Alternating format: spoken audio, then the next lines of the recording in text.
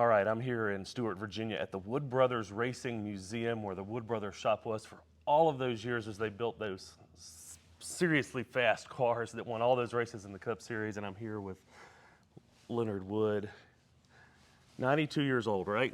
90. 90. Somebody said 92. I'll give you 2 more years. 90. Hello, somebody said 92. Well, we got That's the 90 second years time old. that's happened, but yeah, let's back it up rather than that. So a minute ago, we were talking about that very first race. I asked you how Glenn became the driver and you became the mechanic, and you told me the story about the first race y'all went to. What happened on the way home from that race? Or what happened at that race and then on the way home? Well, anyway, like I said, it was about 6 of them decided to build a race car, you know, and didn't know which one was going to drive it. Well, all of them backed out except Brother Glenn. And Glenn, he decided to drive it because one of his friends was already racing, you know, and he took his personal car and got on the racetrack with him on his regular personal car and kept up with him. So he figured if he had a real race car, that he would do maybe quite well. But so that very first race, we go down and this guy spins out in front of Glenn and had a big old bumper sticking out, hooked his left rear wheel, and when it did, it bent the housing, and then that was we had to park it, towing it home. Axle being holding the wheel on, the axle broke coming home on account of the housing bent. So the wheel comes off, jerks the gas spout out, the housing hits the pavement, sparks flying and burn up right in the middle of the road. So First car, first race. First car, first race. So then they said, well, that'll be the end of Glenn. So Glenn decided, you know, we'd fix it back up. And very first race we actually run was finished third.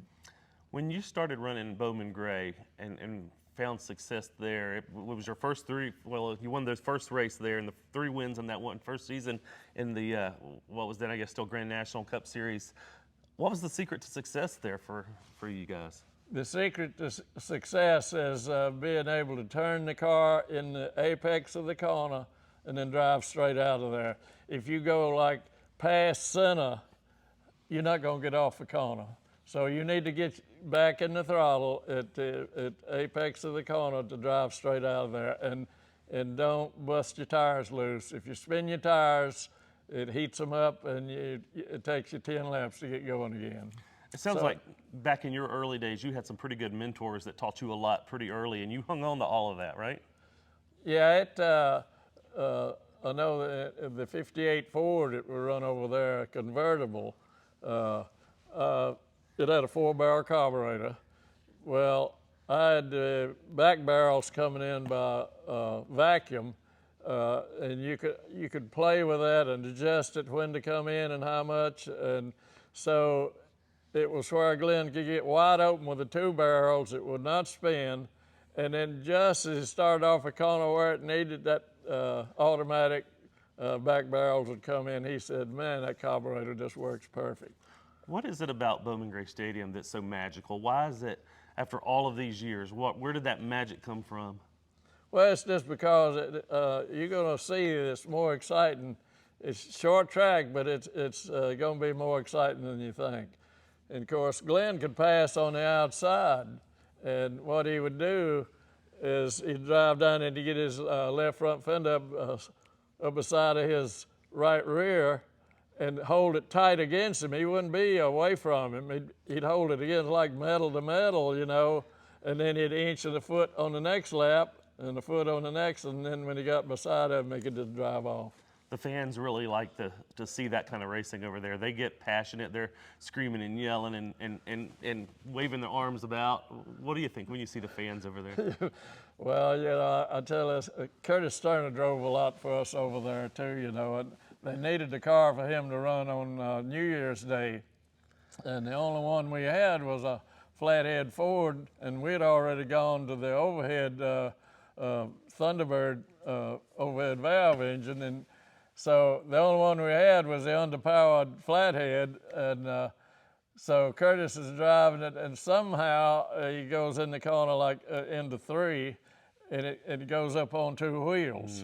And he says, I just stirred it like a bicycle till I got to Bobby Myers, and then he let it land on Bobby and back on his wheels.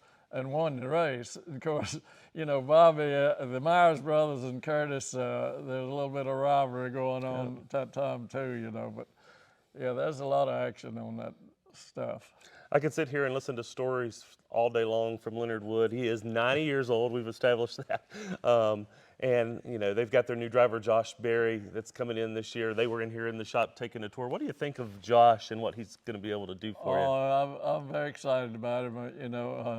I met him, a few races back, and he was so nice and friendly. And he was up here today, and he was very competitive in the race we won at Daytona, and so looking forward to him.